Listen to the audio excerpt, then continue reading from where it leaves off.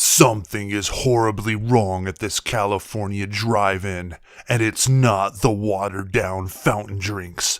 Tonight on the 31 Nights of Halloween Horror, Drive-In Massacre.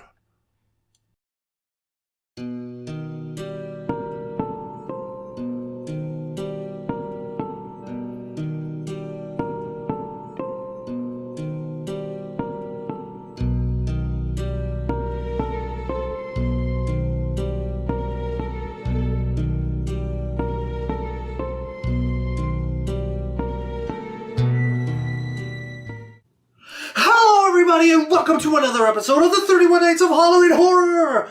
Unchained from the Content Nazis! Episode number 9, coming off of last night's actually kind of intriguing movie with its performances, and that is Don't Look in the Basement. I think I liked it better than it probably deserves, but anyways. So tonight, I thought I would do a little movie that is actually on the same DVD as Don't Look in the Basement. Yeah, I got a little 8-movie pack for $5, and it's worth every penny, by the way.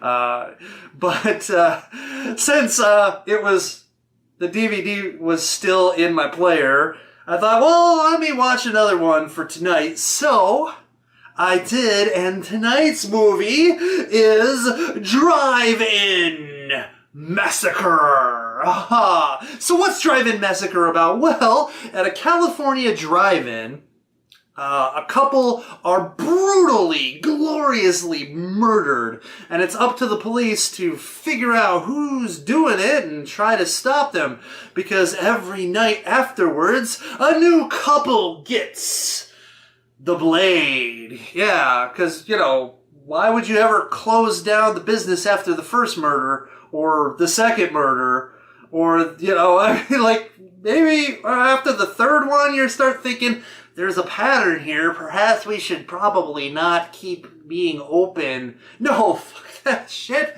We're staying open. I mean, honestly, everyone wants to go to the murder drive-in, right? I guess maybe because the freaking manager is saying that they're having the best business ever. So I guess, I guess danger lurks and people want to be part of that. I don't know. Anyways, so yeah, that's the movie, basically. The cops do a procedural stuff, try to figure out who the murderer is, interview a bunch of people, and the movie ends. Yeah. So let's get to those scores, shall we?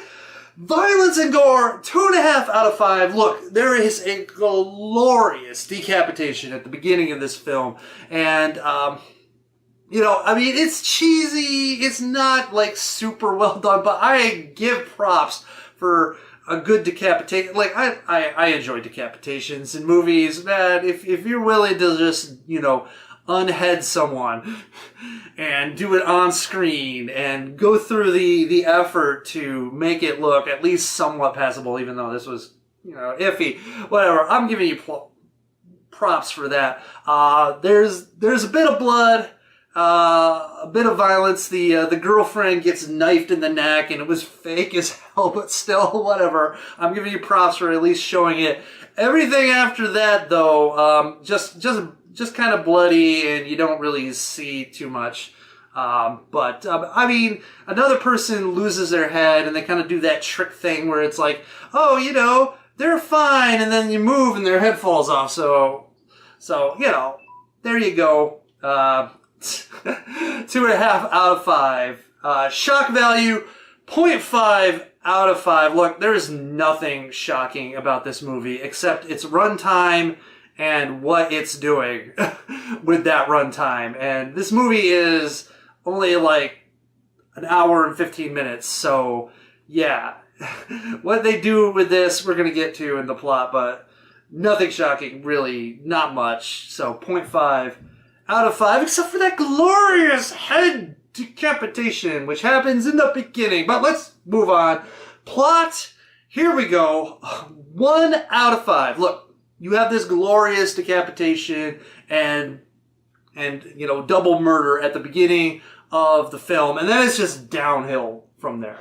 The next victims get, skewered, shish kebabbed, basically, which was okay. And then everything else kind of happens off screen. You don't see much. I mean, someone gets shot. I mean, the body count's kind of decent. I think I counted like 9 people dying in this movie. But the thing about it is that it meanders. It really does. It feels like it's not, you're waiting for it to just get going, and it just kind of doesn't. The cop procedurals that are happening between the murders just seem very slow paced and overly deliberate. Then there is the filler, and there's a scene where this drive-in worker is fired. And the drive-in used to be a carnival, but the person who ran the carnival decided to get rid of the carnival and turn it into a drive-in, whatever. Anyways, so he's reminiscing about the carnival by going to a carnival, and you're just seeing scenes at a carnival. He's walking around and looking at stuff, and he's all happy about it, while the dialogue that he was involved with, basically what he was saying and people were saying about him, were playing in the background. And it goes on for like 5+ minutes, or it feels like even longer. And you're just wondering, what is the point of this? And then there is this scene that happens at a warehouse where this guy is holding a girl hostage with a machete, and the cops think, oh, that must be the guy, even though it doesn't fit the MO because it's not at the drive-in, and he's holding up a hostage. I mean, this guy just murders people, and usually couples, so it doesn't even fit the motive. And so you get this sort of like scene in this warehouse where he's, hey girl, you want to die, come over here, come get death or something. And she's like running away from him. He's chasing her, and it just seems so out of place. And then the cops show up and they're like, yeah, we got to find him. And the thing is, he's got a machete. All right. That's all you see him have. But then when the cops show up and they're like pointing his guns, the guy has a gun and there's no machete. And then back to having the machete. And then when they finally catch up to the guy and shoot him, no machete, but he's got the gun. What happened? Were you recording the same scene?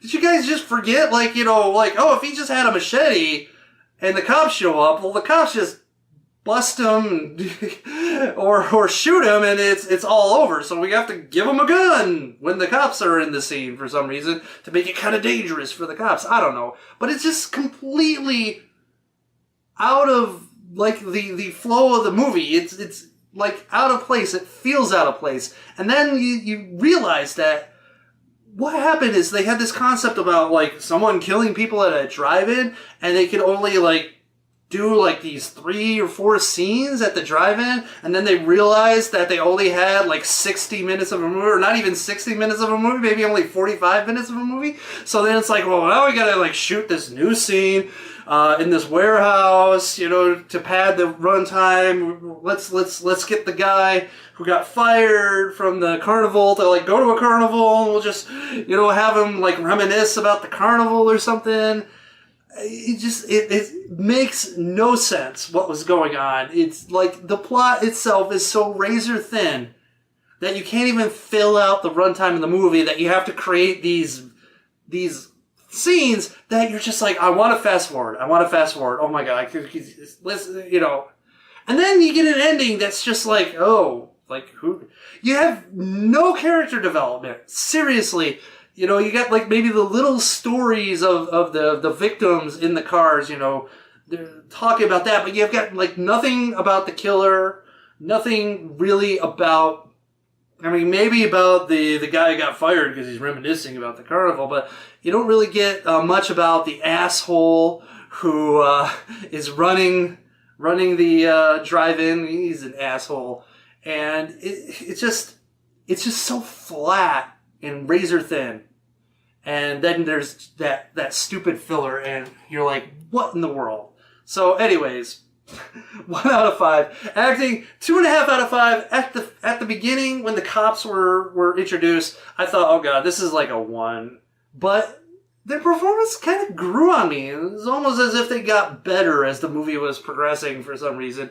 I don't know. So I'm just going to give it an average score, 2.5 out of 5. I like the guy who played the sort of simple drive-in attendant who got fired. The cops ended up becoming more entertaining. So, yeah, I'm going to give it 2.5 out of 5. Nudity, I'm giving it a 1 out of 5. There's a scene where they go to this guy's house because he's a suspect. He's a pervert. And his walls just have, like, you know, pinup girls and, you know, lots of tits there. And then there's, like, a brief scene where a couple are making out and the guy, like, you know, unhooks her bra. It is very, very short, like maybe like a second worth of footage, but whatever. So 1 out of 5. I mean, I'll take what I can get, right? Especially in this movie, like the glorious violence and some titty. That's something that, you know, this movie desperately needs and needed. And unfortunately, it's like they had the glorious start with the Decapitation and then just ran out of money or something and they just couldn't come up with anything better.